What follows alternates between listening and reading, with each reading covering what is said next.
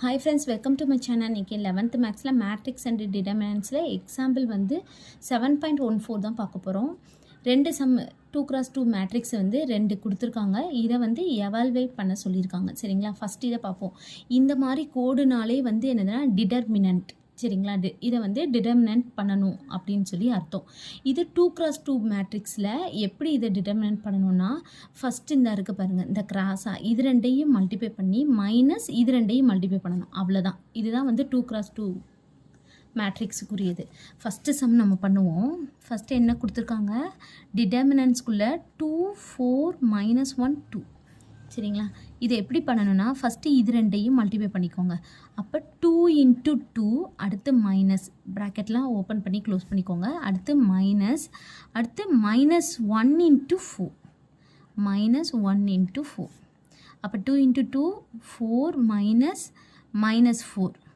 அப்போ எப்படி வரும், 4 -× ப்ளஸ், அப்போ +4. அப்போ வந்து என்னது 8. அடுத்து வந்து இது எடுக்கிறோம். சரிங்களா? செகண்ட் இது டிடர்மினன்ட்ஸ்குள்ளே cos theta sine theta minus sine theta, இது வந்து என்னது காஸ் தீட்டா. சரிங்களா? இதை எப்படி பண்ணணும், இதுவும் 2x2 தான்.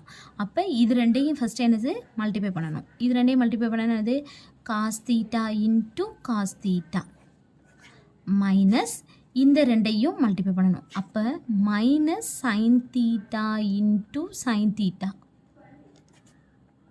சரிங்களா? அப்போ cos theta into cos theta நமக்கு தெரியும், cos square theta minus sine theta minus sine theta into sine theta minus sine square theta. சரிங்களா? மைனஸ் இன்ட்டு மைனஸ் ப்ளஸ் ஆயிரும். அப்போ cos square theta plus sine square theta.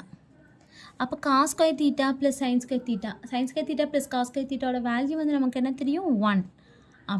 அவ்வளோதாங்க, கண்டுபிடிச்சிட்டோம். அவ்வளோதான் இந்த some. Thank you.